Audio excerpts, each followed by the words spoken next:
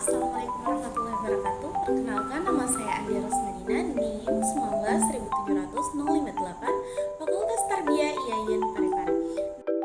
Nah, pada pertemuan kali ini saya akan menjelaskan terkait dengan interaksi sosial. Ini merupakan pembelajaran kelas 7 dan untuk lebih jelasnya silahkan simak video berikut ini. Manusia disebut makhluk sosial karena ia memiliki gregariousness, yaitu suatu naluri untuk selalu hidup dengan orang lain. Dengan demikian, manusia harus berinteraksi dengan sesama anggota masyarakat. Bertemunya seseorang dengan orang lain atau anggota kelompok lainnya, kemudian mereka saling berbicara, bekerja sama, dan seterusnya untuk mencapai tujuan bersama.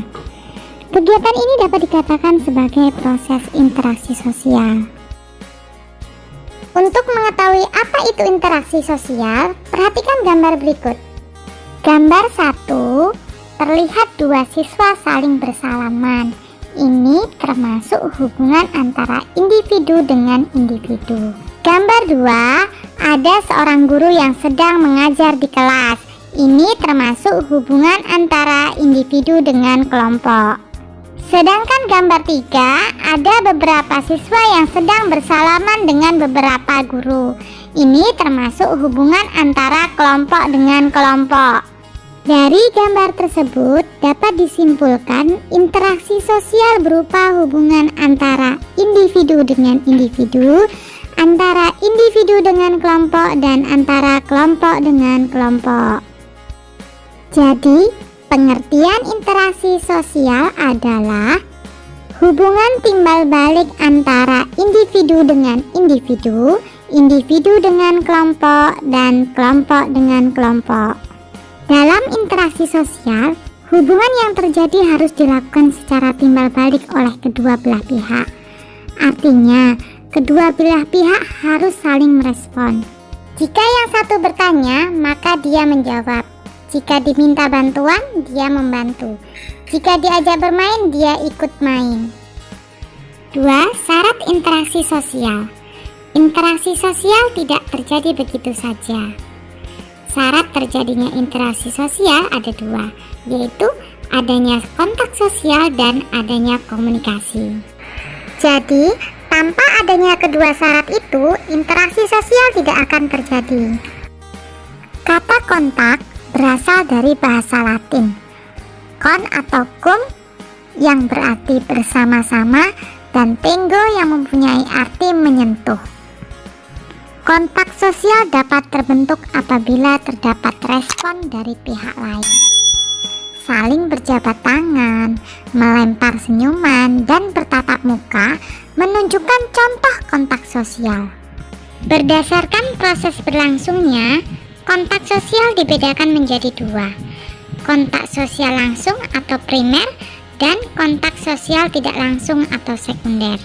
Contoh kontak sosial primer atau langsung adalah dengan cara berjabat tangan, berbicara. Sedangkan contoh kontak sosial tidak langsung atau sekunder contohnya melalui telepon, SMS, surat, chatting, dan lain-lain. Sedangkan komunikasi dapat diartikan sebagai kegiatan penyampaian pesan dari seseorang kepada orang lain, baik secara langsung maupun tidak langsung. Dalam kegiatan komunikasi, orang yang menyampaikan pesan disebut komunikator, dan orang yang menerima pesan disebut komunikan. Contoh komunikasi adalah saat siswa bertanya kepada guru dan guru menjawab pertanyaan siswa, maka telah terjadilah komunikasi. Kontak dan komunikasi menjadi syarat yang penting bagi terwujudnya interaksi sosial. Misalnya, kita ketemu dengan orang Inggris lalu berjabat tangan. Orang Inggris berbicara dengan bahasa Inggris dan kita berbicara dengan bahasa Indonesia. Untuk itu, agar terjadi kontak dan komunikasi yang baik, kita harus mampu menyesuaikan diri dengan lingkungan sekitar. 3. Ciri-ciri interaksi sosial. Tidak semua tindakan manusia disebut interaksi sosial. Suatu tindakan manusia dikatakan sebagai interaksi sosial apabila memiliki ciri-ciri sebagai berikut. 1. Jumlah pelakunya lebih dari seorang, biasanya 2 atau lebih. 2. Berlangsungnya secara timbal balik. 3. adanya komunikasi antar pelaku dengan menggunakan simbol-simbol yang disepakati. Dan yang keempat, adanya suatu tujuan tertentu. Berlangsungnya suatu proses interaksi sosial didasarkan beberapa faktor, yaitu faktor imitasi, merupakan proses seseorang mencontoh orang lain atau kelompok.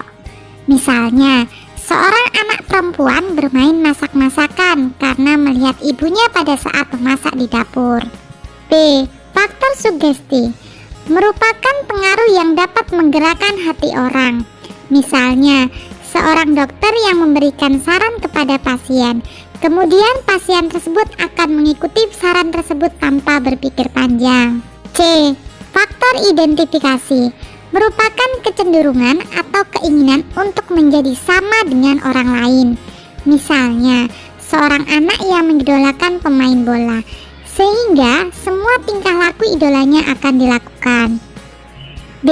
Faktor simpati, merupakan kemampuan untuk merasakan diri seolah-olah merasakan keadaan orang lain. Misalnya, pada saat ada tetangga terkena musibah, kita ikut merasakan kesedihannya, bahkan ikut membantunya. Bentuk-bentuk interaksi sosial. Interaksi sosial dapat terjadi dimanapun. Di dalam kehidupan sehari-hari, kamu bisa melihat seseorang atau sekelompok orang, baik di lingkungan keluarga, di jalan, di sekolah, di masyarakat, melakukan interaksi sosial. Mereka berinteraksi sosial dalam bentuk yang beraneka ragam. Interaksi sosial yang dilakukan dapat berkembang menjadi kerjasama. Meskipun demikian, interaksi sosial dapat memicu perpecahan. Ada beberapa bentuk interaksi sosial dalam kehidupan masyarakat, yaitu asosiatif dan disosiatif. Proses-proses yang asosiatif ini terjadi apabila seseorang atau sekelompok orang melakukan interaksi sosial yang mengarah kepada kesatuan pandangan. Proses ini terdiri atas 3 bentuk, yaitu kerjasama, akomodasi, dan asimilasi. Sedangkan proses yang disosiatif terjadi apabila seseorang atau sekelompok orang melakukan interaksi sosial yang mengarah pada konflik dan merenggangkan solidaritas kelompok. Proses disosiatif terdiri atas 3 bentuk, yaitu kompetisi, kontravensi, dan pertentangan. A. Proses asosiatif. 1. Kerjasama. Kerjasama di sini dimaksudkan sebagai usaha bersama antara orang perorangan atau kelompok manusia untuk mencapai satu atau beberapa tujuan bersama. Bentuk kerjasama dalam kehidupan masyarakat antara lain: 1. Kerukunan, 2. Tawar-menawar atau bargaining, 3. Kooptasi, 4. Koalisi, 5. Patungan atau joint venture. Contohnya, kerjasama di masyarakat sekitar antara sesama teman bermain, teman sekolah, teman sekantor, dan sebagainya. 2. Akomodasi. Akomodasi merupakan usaha manusia untuk meredakan atau menyelesaikan suatu pertentangan atau konflik sosial antara dua belah pihak atau lebih yang sedang bersengketa. Bentuk akomodasi antara lain: 1. Kursi, merupakan bentuk akomodasi yang dilaksanakan menggunakan tekanan atau paksaan. 2. Kompromi, merupakan persetujuan dengan jalan damai atau saling mengurangi tuntutan. 3. Arbitrase, merupakan usaha penyelesaian sengketa dengan bantuan pihak ketiga. 4. Mediasi, merupakan proses pengikutsertaan pihak ketiga sebagai penasihat netral. 5. Konsiliasi, merupakan usaha mempertemukan keinginan pihak yang berselisih. 6. Toleransi, merupakan sikap menghargai perbedaan. 7. Stalemate, merupakan keadaan yang ditandai dengan adanya kekuatan seimbang dari kedua pihak yang sedang bertikai, sehingga pertikaian terhenti pada titik tertentu. Terakhir, adjudikasi, merupakan penyelesaian konflik perselisihan melalui pengadilan atau meja hijau. 3. Asimilasi. Asimilasi adalah proses peleburan dua kebudayaan berbeda menjadi satu kebudayaan tunggal yang dirasakan sebagai kebudayaan milik bersama. Asimilasi merupakan cara bersikap dan bertingkah laku dalam menghadapi perbedaan untuk mencapai kesatuan dalam pikiran dan tindakan. Proses asimilasi dapat dengan mudah terjadi melalui beberapa cara, antara lain dengan sikap toleransi, sikap saling menghargai orang lain dan kebudayaannya, persamaan dalam unsur-unsur kebudayaan, serta perkawinan campuran. Contohnya, orang-orang dari Tiongkok yang sudah lama tinggal di Indonesia akhirnya bisa berbahasa Indonesia dengan sangat fasih. Namun, dialek yang mereka biasa pakai untuk berkomunikasi sudah tidak asli lagi karena sudah tercampur dengan bahasa Indonesia. B. Proses disosiatif. Proses ini terjadi apabila seseorang atau sekelompok orang melakukan interaksi sosial yang mengarah pada konflik dan merenggangkan solidaritas kelompok. Bentuk proses yang disosiatif yaitu 1. Kompetisi atau persaingan.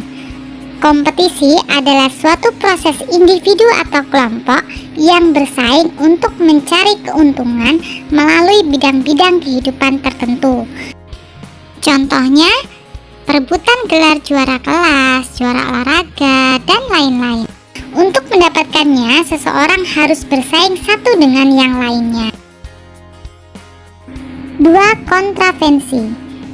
Kontravensi adalah sikap mental yang tersembunyi terhadap orang lain atau terhadap unsur-unsur kebudayaan suatu golongan tertentu.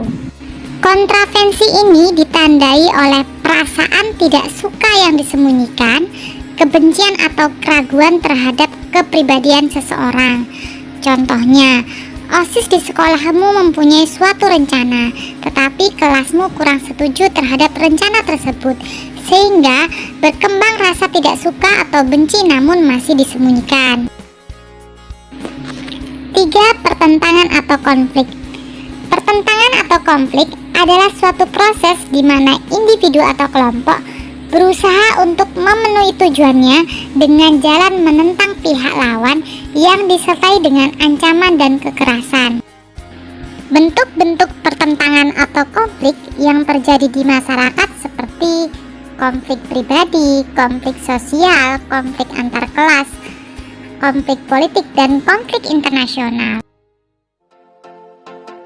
Itulah tadi pembelajaran terkait dengan interaksi sosial. Terima kasih atas partisipasinya. Sekian dari saya, mohon maaf atas segala kekurangan.